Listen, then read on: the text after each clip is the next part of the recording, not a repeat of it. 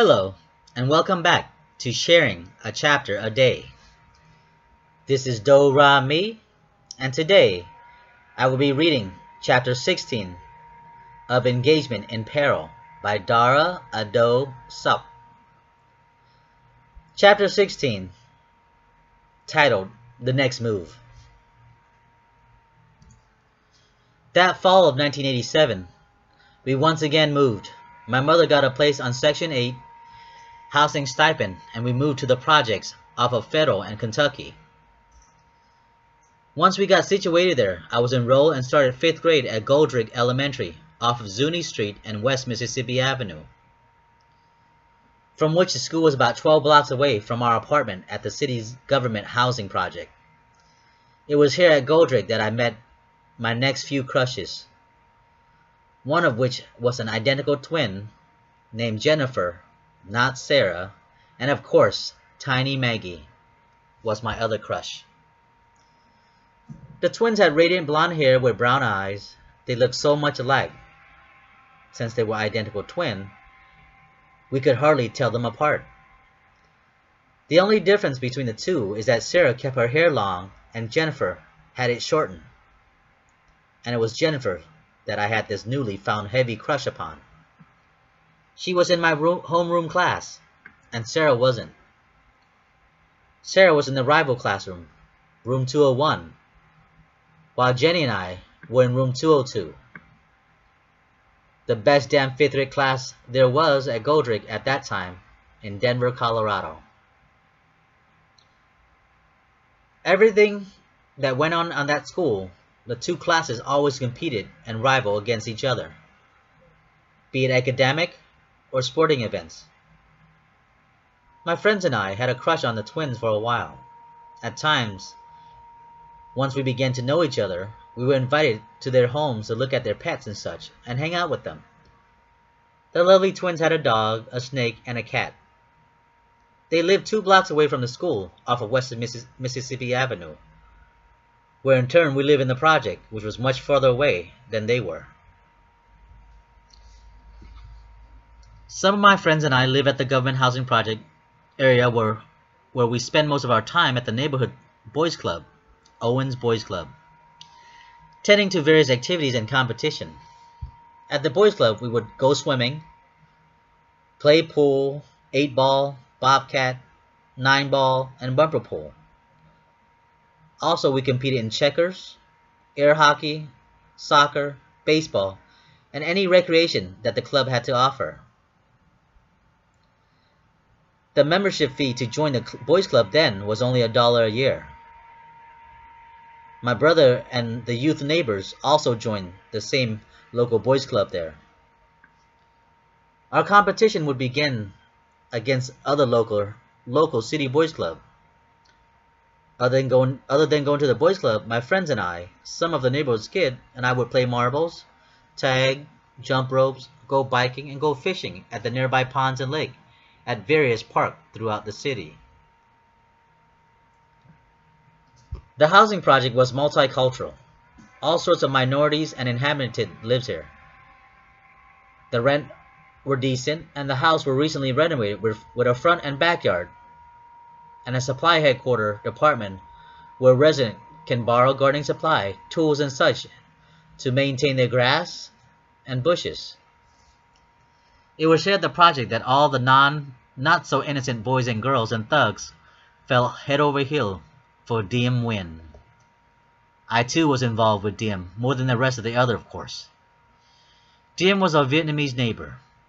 Diem was a thin, beautiful brunette girl with dark, long hair, several lovely light brown freckles, and with the cutest smile to match. She lived closer to one of my friends than I did, about 2 apartments down from his, and I was several apartment buildings down the way. But I saw Diem whenever possible, mostly when we rode the school bus together to our middle school at Kunzmiller Middle School off of South Quietman Way, about 8 miles by bus. I remember now. It was during one snowy winter that Diem and I were still in the middle school together. I made a snow angel for her in front of her apartment while she was upstairs in her room, looking down and anticipating what I was trying to make, to show her. She smiled and whispered a thankful gesture toward me for the refined artistic creation, making sure that her dad didn't see what I was doing. She was a good friend. And I was too young to want more than just being friend then. I didn't realize that I would become the bastard that I am now. Might been able to move further with Dim then, maybe like Andre and Tiffany did. We might have been able to start necking, but I was so naive and ignorant to know any better then. Back to Goldrick. I got over Jennifer later on that year since I had never had the balls to tell her how I felt, and she moved away before school ended that late spring. Instead, I fell for Maggie, another girl in our classroom, a very cute brunette petite girl with brown eyes, cute dimple, and very attractive smile. I think she and I had a mutual affection for each other then, but we were both too shy and too naive to do anything about it. After all, we were both around 10 or 11 then. She had never told me about it, and I was too much of a chicken to even ask her or mention it to Maggie that I liked her. Well, okay, I more than liked her. I regret now not knowing how she really felt about me. Wish I could tell her then of my joyful wants and desire for her sweet Maggie. It's sad to say, but I never seen her again after the school season ended. We were assigned to different middle schools. I am somewhat still like that child then. Recently, I had the balls to tell a girl that I liked her, and got the cold shoulder as a result of that. She barely talked to me anymore, and of course, I regret telling her that I liked her. That girl I'm talking about was Samai Chen. Maybe one day, she and I can reunite, and we can start from scratch. She currently attends the local college in the Denver area. Let's see. This is what I had to say to Samai then, when I confessed my desire and admiration for her via text message. I confessed my affection for Samai the same week that I was discharged from the VA hospital for my near-death H. pylori bacterial infection. I had told her that I had fallen for her since the first time we met at her family home in the Green Valley Mist area. I told her all the stuff I had done for her mother and her cousin so that I could be near and close for her. That the sight of her makes me happy, and that she takes my breath away when she was near. And after my explanation about my overwhelming emotion for her, Samai told me how she felt about me.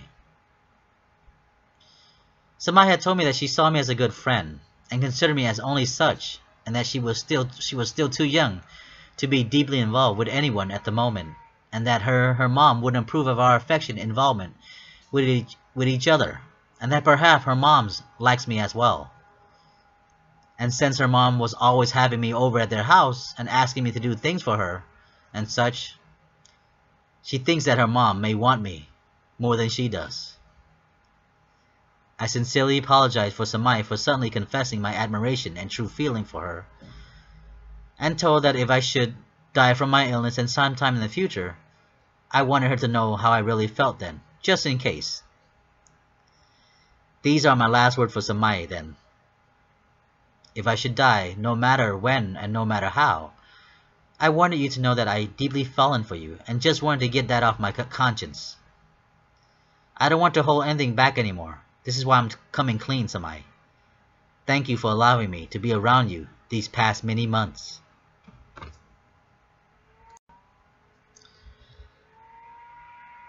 Thank you for listening. This is the end of Chapter 16. Be on the lookout for Chapter 17, titled Summer Break Activities. Until next time, this is Do, Ra, Mi, and I'll see you later. Thank you.